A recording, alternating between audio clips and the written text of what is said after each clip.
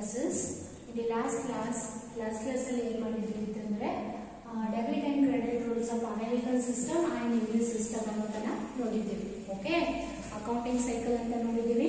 Accounting cycle always start with the business transaction, then always ends with the preparation of final account ಅಂತ ಹೇಳ್ಬಿಟ್ಟು. then ಅದಾದ್ಮೇಲೆ next ಏನನ್ನ ನೋಡಿದ್ದೀವಿ ಅಂತಂದ್ರೆ kinds of accounting system ಅಂತ ಹೇಳ್ಬಿಟ್ಟು. Kinds of accounting system is nothing but types of accounting system. Accounting system are classified into two categories. One is the American system and another one is the English system. English system alli ಏನು ಬರ್ತದೆ?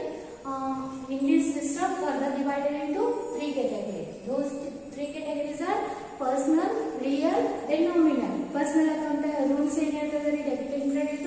Debit the receiver, credit the giver. Then real account, debit what comes in, then credit what goes out. Nominal account rule ಏನು ಹೇಳ್ತದೆ? Debit all expenses and losses, credit all incomes and gains ಅಂತ ಹೇಳ್ಬಿಟ್ಟು. Okay, ಅದಾದ್ಮೇಲೆ next ಏನನ್ನ ನೋಡಿದ್ದೀವಿ ಅಂತಂದ್ರೆ American system ಅಂತ ಹೇಳ್ಬಿಟ್ಟು. American system classified the accounts into 5 categories. Those 5 categories are assets, liabilities, incomes and gains, expenses and losses, then capital. Okay, once again repeat: assets, liabilities, capital, incomes and gains, then expenses and losses. Assets rules ಏನಂದ್ರೆ debit increase in a asset. Asset ಅಲ್ಲಿ ಏನಾದರೂ increase ಆಯ್ತು ಅಂತಂದ್ರೆ then we have to make it a debit. then ಆದ್ಮೇಲೆ credit decrease in asset. asset ಏನಾದರೂ increase ಆಯ್ತು ಅಂತಂದ್ರೆ then debit ಆಗ್ತದ. ಇನ್ ಕೇಸ್ ಏನಾದ್ರೂ ಡಿಕ್ರೀಸ್ ಆಯ್ತು ಅಂತಂದ್ರೆ ಅಸೆಟ್ ವ್ಯಾಲ್ಯೂ ಅಲ್ಲಿ ಏನ್ ಮಾಡ್ಬೇಕಾಗ್ತದ ಅಂತಂದ್ರೆ ಕ್ರೆಡಿಟ್ ಮಾಡ್ಬೇಕಾಗ್ತದ. ದೆನ್ ಅದಾದ್ಮೇಲೆ ಲಯಬಿಲಿಟಿ ರೂಲ್ಸ್ ಏನಂದ್ರೆ debit decreases in liabilities, then credit increases in liability. ಲಯಬಿಲಿಟಿಯಲ್ಲಿ ಏನಾದ್ರೂ ಇನ್ಕ್ರೀಸ್ ಆಯ್ತು ಅಂತಂದ್ರೆ ಡಿಕ್ರೀಸ್ ಆಯ್ತು ಅಂತಂದ್ರೆ ಡೆಬಿಟ್ ಮಾಡಬೇಕು, ಇನ್ಕ್ರೀಸ್ ಆಯ್ತು ಅಂತಂದ್ರೆ ಕ್ರೆಡಿಟ್ ಮಾಡಬೇಕು. ದೆನ್ ಅದಾದ್ಮೇಲೆ ನೆಕ್ಸ್ಟ್ ಕ್ಯಾಪಿಟಲ್ ರೂಲ್ಸ್ ಏನಂತ ಡೆಬಿಟ್ ಡಿಕ್ರೀಸಸ್ ಇನ್ ಕ್ಯಾಪಿಟಲ್ ಅಲ್ಲಿ ಏನಾದ್ರು ಡಿಕ್ರೀಸ್ ಆಯ್ತು ಅಂತಂದ್ರೆ ಡೆಬಿಟ್ ಮಾಡಬೇಕು, then increases in capital credit ಏನಾದ್ರು ಇನ್ಕ್ರೀಸ್ ಏನಾದ್ರು ಆಯ್ತು ಅಂತಂದ್ರೆ ಅದನ್ನ ಏನ್ ಮಾಡಬೇಕು? ಕ್ರೆಡಿಟ್ ಮಾಡಬೇಕು. ದೆನ್ ಅದಾದ್ಮೇಲೆ expenses and losses debit increase in expenses and losses. Expenses and losses ಅಲ್ಲಿ ಇನ್ಕ್ರೀಸ್ ಆಗಿದೆ ಡೆಬಿಟ್, ದೆನ್ ಡಿಕ್ರೀಸ್ ಆದ್ರೆ ಕ್ರೆಡಿಟ್. ದೆನ್ ಅದಾದ್ಮೇಲೆ ಇನ್ಕಮ್ಸ್ ಅಂಡ್ ಗೇನ್ಸ್ ಅಂತ ಹೇಳ್ಬಿಟ್ಟು. ಇನ್ಕಮ್ಸ್ ಅಂಡ್ ಗೇನ್ಸ್ ಏನಂದ್ರೆ debit decrease in income and gains, debit decrease in income and gains, then credit increase in income and gains ಅಂತ ಹೇಳ್ಬಿಟ್ಟು. Increase ಆದ್ರೆ credit ಮಾಡಬೇಕು. Okay, ಇದರಲ್ಲಿ ನಾನು ಆಲ್ರೆಡಿ ಹೇಳಿದ್ದೀನಿ you have to buy a chip. ಇದನ್ನೆಲ್ಲ ಏನ್ ಮಾಡ್ಬೇಕು ಅಂತಂದ್ರೆ ಬ್ಯಾಟ್ ಹಾಕ್ಬೇಕ್ರಿ ನೀವು, ಯಾಕಂದ್ರೆ it's a very important for the examination point of view. ನಿಮ್ಗೆ ಎಕ್ಸಾಮಿನೇಷನ್ ಪಾಯಿಂಟ್ ಆಫ್ ವ್ಯೂ ಅನ್ನ ನೋಡಿದ್ರೆ ಇದು ತುಂಬಾ ಇಂಪಾರ್ಟೆಂಟ್ ಅದ ರೀ. ದೆನ್ ಅದು ಅಲ್ಲದೆ ನಿಮ್ಗೆ ಏನೋ ಅಕೌಂಟಿಂಗ್ ಅಲ್ಲಿ ಜರ್ನಲ್ ಎಂಟ್ರೀಸ್ ಗಳನ್ನ ಮಾಡ್ಬೇಕಾದ್ರೆ ನೀವೇನಾದ್ರೂ ಜರ್ನಲ್ ಎಂಟ್ರೀಸ್ ಅನ್ನ ಅಕ್ಯುರೇಟ್ ಆಗಿ ಮಾಡ್ಬೇಕಿತ್ತು ಅಂತಂದ್ರೆ it's necessary to buy it very carefully. Okay, ಇದು ನಿಮ್ಗೆ ರೂಲ್ಸ್ ಬರಲೇಬೇಕು. ಯಾಕಂದ್ರೆ ಇದು ಬಂತು ಅಂತಂದ್ರೆ ನಿಮ್ಗೆ ಏನಾಗ್ತದೆ ಅಂತಂದ್ರೆ ಅಕೌಂಟೆನ್ಸಿಯಲ್ಲಿ ಯಾವುದೇ ರೀತಿಯಾದಂತಹ ಪ್ರಾಬ್ಲಮ್ ಕೊಟ್ಟರು ಬಿಡ್ಸಕ್ ಬರ್ತದ, ಜರ್ನಲ್ ಎಂಟ್ರೀಸ್ ಅನ್ನ ಮಾಡಕ್ ಬರ್ತದ. ಸೊ ಅದಕ್ಕೋಸ್ಕರ ಪ್ರತಿಯೊಬ್ಬ ವಿದ್ಯಾರ್ಥಿ ಏನ್ ಮಾಡ್ಬೇಕು? ಈ ರೂಲ್ಸ್ ಅನ್ನ ಬಯಟ್ ಹೊಡಿಬೇಕ್ರಿ. ಈ 5 ರೂಲ್ಸ್ ಅನ್ನ ನೀವು ಬಯಟ್ ಹೊಡಿದ್ರಿ ಅಂತಂದ್ರೆ ಏನಾಗ್ತದ ಅಂತಂದ್ರೆ ನಿಮ್ಗೆ ಅಕೌಂಟೆನ್ಸಿಯಲ್ಲಿ ಬರ್ತಕ್ಕಂತ ಜರ್ನಲ್ ಎಂಟ್ರೀಸ್ ಅಥವಾ ಯಾವುದೇ ಪ್ರಾಬ್ಲಮ್ಸ್ ಅನ್ನ ಈಸಿಯಾಗಿ ಬಿಡ್ಸಕ್ ಆಗ್ತದ. ಇಲ್ಲಿ ನೋಡ್ರಿ, ಇನ್ನು ಸಿಂಪಲ್ ಆಗಿ ನಿಮ್ಗೆ ಬಯಟ್ ಹೊಡಿಯೋದು ಹೆಂಗೆ ಅಂತ ಹೇಳ್ಬಿಟ್ಟು ಈಗ ನೋಡ್ರಿ ಅಸೆಟ್ಸ್ ಅದ. ಓಕೆ, ಅಸೆಟ್ಸ್, ದೆನ್ ನೆಕ್ಸ್ಟ್ ಏನದ ರೀ liabilities, capital, expenses and losses, incomes and gains ಅಂತ ಹೇಳ್ಬಿಟ್ಟು. ಇದು ಇಲ್ಲಿ ನೋಡ್ರಿ ಅಸೆಟ್ ಡೆಬಿಟ್ ಅಂದ್ರೆ ಇನ್ಕ್ರೀಸ್ ಆದ್ರೆ ಡೆಬಿಟ್ ಮಾಡ್ಬೇಕು, ಡಿಕ್ರೀಸ್ ಆದ್ರೆ ಕ್ರೆಡಿಟ್ ಮಾಡ್ಬೇಕು. ಅದೇ ಸೇಮ್ ನೋಡ್ರಿ expenses and losses debit increase ಆದ್ರೆ ಡೆಬಿಟ್ ಮಾಡ್ಬೇಕು, ಡಿಕ್ರೀಸ್ ಆದ್ರೆ ಕ್ರೆಡಿಟ್ ಮಾಡ್ಬೇಕು. ಅಸೆಟ್ ಕೂಡ ಇನ್ಕ್ರೀಸ್ ಆದ್ರೆ ಡೆಬಿಟ್ ಮಾಡ್ಬೇಕು, ಡಿಕ್ರೀಸ್ ಆದ್ರೆ ಕ್ರೆಡಿಟ್ ಮಾಡ್ಬೇಕು. ಅಂದ್ರೆ ಏನಪ್ಪಾ ಅಂತಂದ್ರೆ ಅಸೆಟ್ ಮತ್ತು ಎಕ್ಸ್ಪೆನ್ಸಸ್. ಇಲ್ಲಿ ನೋಡಿ assets, then expenses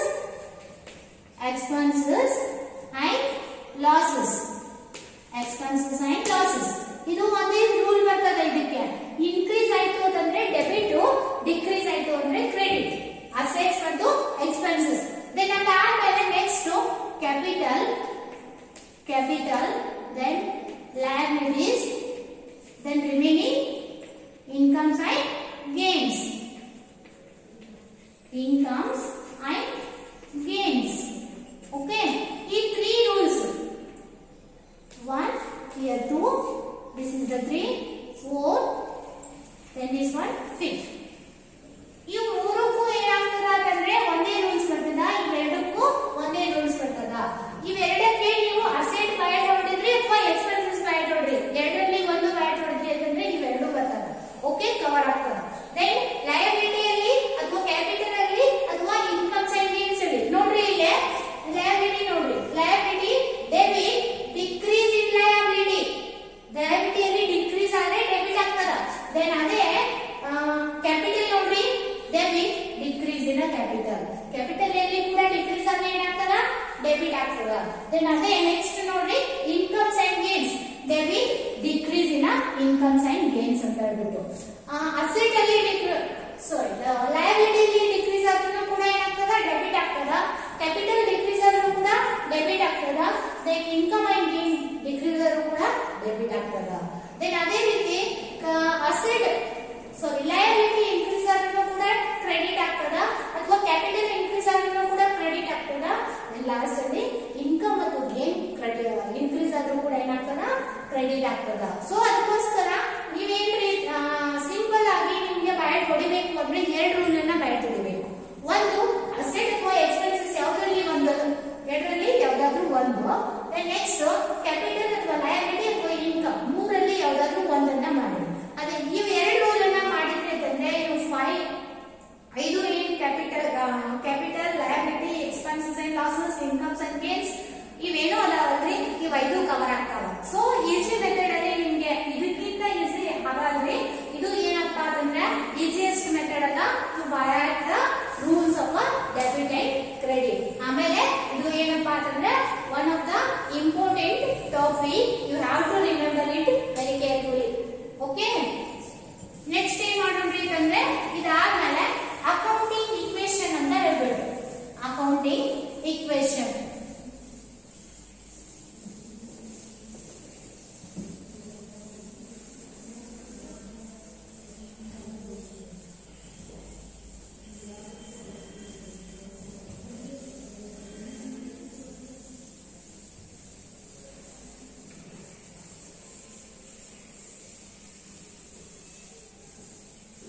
Okay, accounting equation. Write down the title. Accounting equation. Accounting equation. Accounting equation. Accounting equation ಅಂದ್ರೆ ಏನಪ್ಪಾ ಅಂತಂದ್ರೆ accounting equation states that accounting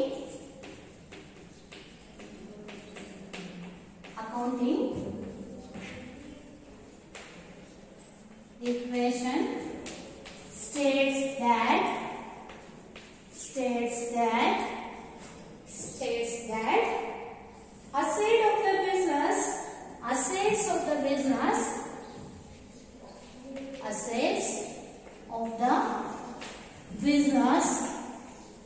assets of the business are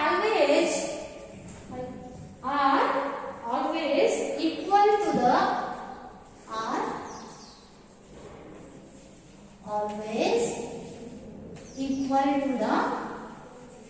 equal to the total liabilities of the business. Total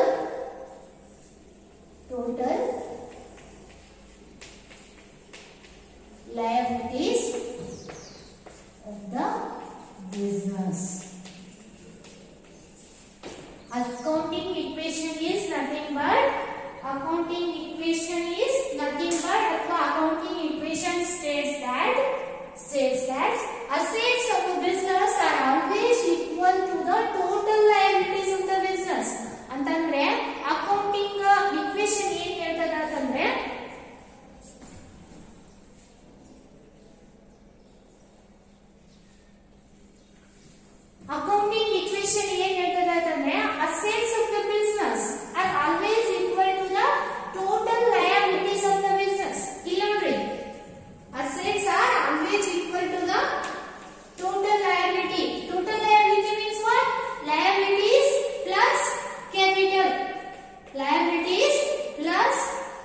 capital. ನೋಡಿ, assets are always equal to the total liabilities of the business is what? Accounting equation. Accounting equation ಅಂದ್ರೆ ಏನಪ್ಪಾ ಅಂತಂದ್ರೆ assets always ಏನಾಗ್ತದ ಅಂತಂದ್ರೆ total liability ಗೆ equal ಇರ್ತದ. ಒಂದು ಸಂಸ್ಥೆಯಲ್ಲಿ ಇರತಕ್ಕಂತ assets ಏನಾಗಿರ್ತದ ಅಂತಂದ್ರೆ ಆ ಸಂಸ್ಥೆಯಲ್ಲಿ ಇರತಕ್ಕಂತ ಎಲ್ಲ liabilityಗಳಿಗೆ ಎಲ್ಲ ಹೊಣೆಗಾರಿಕೆಗಳಿಗೆ ಏನಾಗಿರ್ತದ ಅಂತಂದ್ರೆ equal ಆಗಿರ್ತದ. ಎಲ್ಲ ಹೊಣೆಗಾರಿಕೆಗಳು ಅಥವಾ ಎಲ್ಲ liabilities ಅಂದ್ರೆ ಏನಪ್ಪಾ ಅಂತಂದ್ರೆ liabilities means outside liabilities then capital. liability ಮತ್ತು capital ನೆಲ್ಲ ಏನಂತ ಕರಿತೀವಿ? total liability ಅಂತ ಹೇಳ್ಬಿಟ್ಟು ಕರಿತೀವಿ.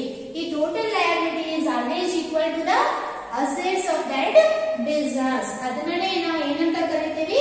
accounting equation ಅಂತ ಹೇಳ್ಬಿಟ್ಟು ಕರಿತೀವಿ. Okay, is it clear to everyone? Then next, accounting equation calculation. Accounting equation calculation.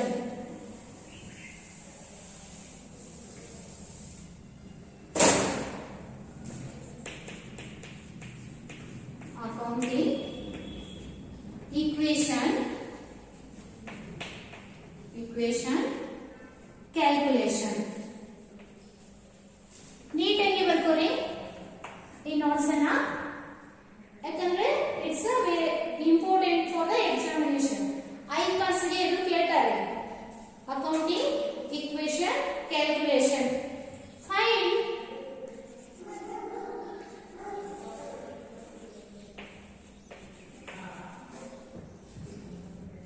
Finding the missing figure.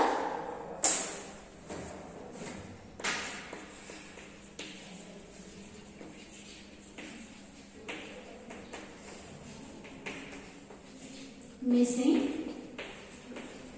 figure. Finding the missing figure with the help of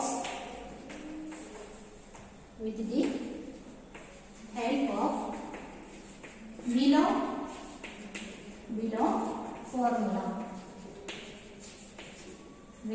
formulas. Okay. First one, assets is equal to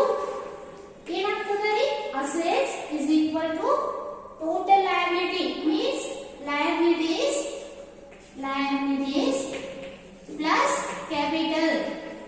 Liabilities plus capital. Nodri, assets A is equal to L minus plus capital. L minus L plus C. Sorry, L plus C. Then next ಏನಪ್ಪಾ ಅಂತಂದ್ರೆ liabilities is equal to assets is equal to liabilities plus capital. Liabilities is equal to assets minus capital. Assets minus capital. Here L is equal to A minus C. The next, third one, capital is equal to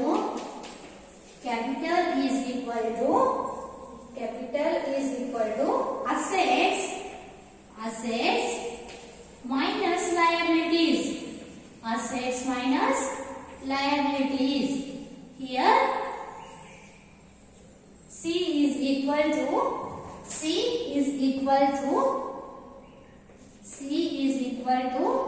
A minus L. A minus assets minus liability. A minus L.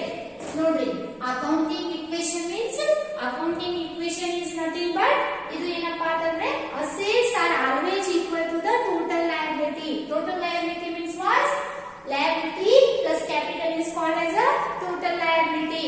Andre assets ಯಾವಾಗಲೂ ಏನಾಗಿರ್ತದ ಅಂತಂದ್ರೆ total liability ಗಳಿಗೆ equal ಆಗಿರ್ತದ. total liability ಏನನ್ನ ಒಳಗೊಂಡಿರ್ತದ ಅಂತಂದ್ರೆ liability plus capital ಅನ್ನ ಒಳಗೊಂಡಿರ್ತದ. ಇದು ನಿಮಗೆ ಏನ್ ಮಾಡಬೇಕು ಅಂತಂದ್ರೆ ಈ ಫಾರ್ಮುಲಾನ ನಿಮಗೆ ಬರಬೇಕ್ರಿ. you have to buy this formula. ಇದು ಫಾರ್ಮುಲಾ ನೀವು buy ಆಯ್ತು ಅಂತಂದ್ರೆ then you can make a problem on this. Okay, ಇದ್ರ ಮೇಲೆ ಏನಾಗ್ತದ ಅಂತಂದ್ರೆ ಪ್ರಾಬ್ಲಮ್ ಅನ್ನ ಕೊಡ್ತಾರೆ, ನೀವು ಬಿಡಿಸಬೇಕಾಗ್ತದ. ನೋಡಿ, ಅಸೆಟ್ಸ್ ಕೇಳಿದ್ರು ಅಂತಂದ್ರೆ then you have to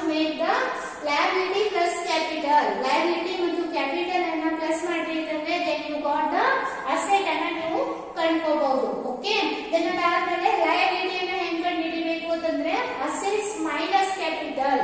assets ಆಮೇಲೆ ಅದರೊಳಗೆ ಕ್ಯಾಪಿಟಲ್ ಅನ್ನ ಮೈನಸ್ ಮಾಡಿದ್ವಿ ಅಂದ್ರೆ ನಿಮ್ಗೆ ಏನ್ ಸಿಗ್ತದ? ಲಯಬಿಲಿಟಿ ಸಿಗ್ತದ. ಕ್ಯಾಪಿಟಲ್ ಇಸ್ ಕಂಡುಹಿಡಿಬೇಕಾದ್ರೆ ಅಸೆಟ್ಸ್ ಮೈನಸ್ ಲಯಬಿಲಿಟಿ ಮಾಡ್ಬೇಕಂದ್ರೆ ನಿಮ್ಗೆ ಏನಾಗ್ತದ? ಕ್ಯಾಪಿಟಲ್ ಸಿಗ್ತದ. ಓಕೆ, ಇದಕ್ಕೆ ಒಂದು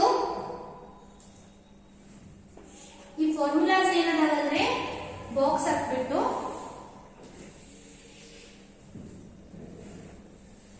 ವೆರಿ ಕ್ಲೀನ್ ಆಗಿ ಬರ್ಕೋರಿ, ಯಾಕಂದ್ರೆ ಇಟ್ಸ್ ಇಂಪಾರ್ಟೆಂಟ್. ಓಕೆ,